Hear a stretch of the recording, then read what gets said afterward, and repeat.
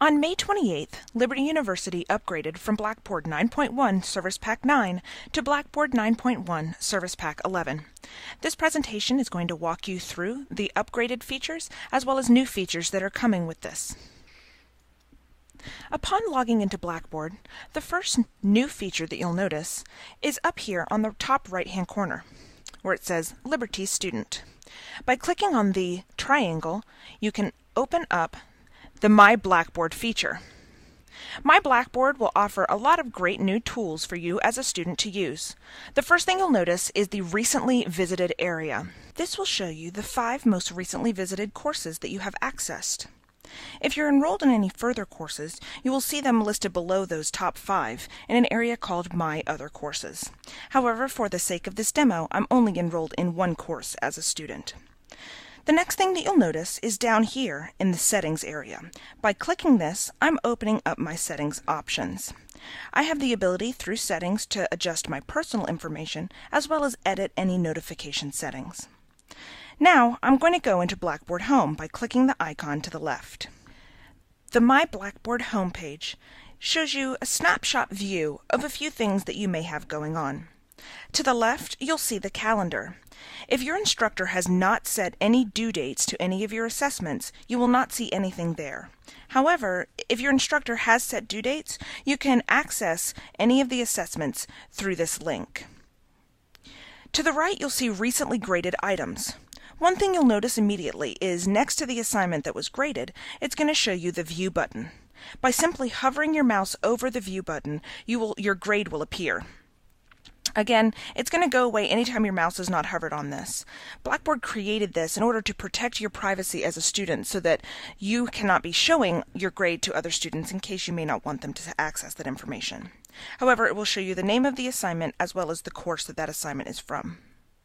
Below that is your Posts feature, where you'll see a Twitter-like feed of all of the posts that may be found in a discussion board, journal, wiki, or blog assignment. You can access more information by going to the Posts area, where we're headed next. The next icon to the left is the Posts feature. By clicking this, I'm opening up this Twitter-like feed of all of the posts in the courses that I'm enrolled in. You will see here the forum title, and the course. If I wanted to access this specific thread, I could click it, and to the right you'll see the detailed information, including the title of the thread, and again, the forum title. To the top you can see what course it is from, and the date that it was created. If I wanted to reply to this thread, I can simply click the reply button, and the new content editor will appear. You'll notice, as a student, the first time you see the content editor, it will be collapsed. You can expand it by simply clicking the double chevron to the right. It will show you all the features you may need. If you don't need those features, feel free to click the double chevron again and it will disappear. We'll look at the content editor more later when we're looking in the discussion board. For now, I'm going to cancel. If I wanted to customize if I'm enrolled in several courses, I can click the Custom button and it will show me all courses that I'm enrolled in. I can click the course that I want to access and click the icon to only show posts that I participated in. Those are some of the customization options. Next is the Grades feature. Again, as we discussed, you will see the grades for all of the courses that you're in. You can choose to view by date or view by course if you're enrolled in multiple courses. You'll see the grade that you were assigned, as well as access detailed information. I can look at the grading criteria or description for any of the assignments. I can also see upcoming assignments that I may be graded on very quickly. To the left, the last option is the calendar option. As we saw on the My Blackboard homepage, this will only work if your instructor has set due dates on any of your assessments. However, if they have, again, you can access those through this link. The next feature we're going to look at is located in your discussion board. There's a new feature, as well as some updated look and feel to the discussion board. The first thing is to look at the way a current discussion board is set up. As you know, you can simply click on the thread you want to participate in, either create a thread or participate in some of the threads that have already been created. I'm going to go ahead and look at Bob Builder's link. This is where you'll notice a difference.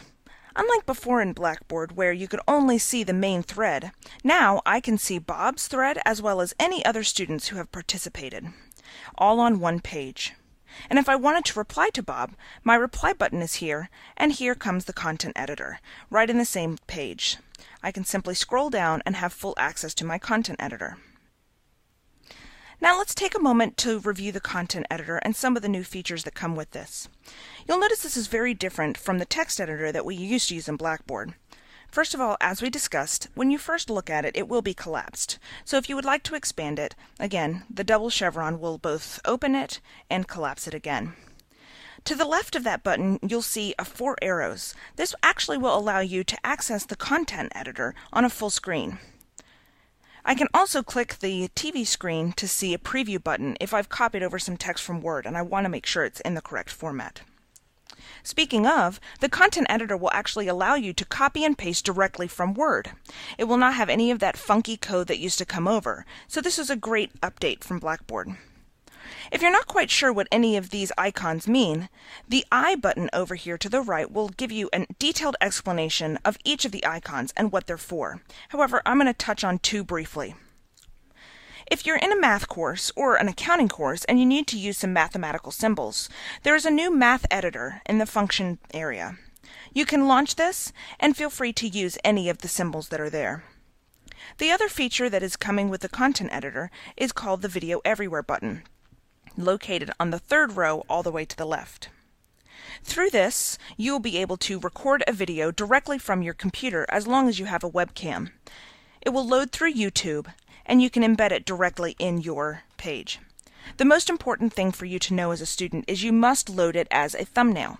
For more information about that, please see the tutorials located on the student tutorial page. Another change that you may notice in your discussion board is called Post First. It's a setting that your instructor must turn on, so it will not be universal to all of your courses or all of your forums. However, if your instructor has turned it on and you access your forum to submit a thread, you'll notice that this is a Post First discussion forum.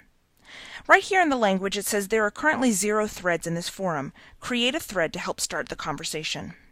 Essentially, the purpose of Post First is to prevent a student from being able to review all other students' threads before creating their own, in order to encourage originality in a student's thread. If I wanted to participate in this Post First discussion forum, I can simply click the button and it will open up a content editor for me to create my thread. The last feature we're going to look at for students is the inline grading feature. I'm going to go into an assignment that I submitted already. You'll notice immediately that the look and feel of this graded area has changed. This is what is now called inline grading. Faculty can grade your paper directly in Blackboard without having to open it in a Word document. However, please note this can only be used in assignments that do not use Safe Assign. Those will be graded as normal. However, as a student, if you come across this screen, again called inline grading, you'll be able to see any of the annotations that an instructor has used. I submitted this earlier today, and my instructor has already graded it. You'll notice that the instructor used drawing, highlighting, strikeouts, as well as made a comment on this paper. There's a few features that I have here. I can actually download a saved version of this, an annotated PDF of the comments that they've made. I can also download my original file. You'll see my comment to the instructor, as well as how my instructor has not given any feedback because he or she did it directly on the paper. If the instructor chose not to use these inline features, downloaded your assignment, and graded it in the normal fashion, you'll find the attachment all the way down at the bottom of your screen. This concludes our presentation on the new and upgraded features that come with Blackboard Service Pack 11. If you have any questions or would like to review our tutorials, please visit our website at www.liberty.edu/cafe.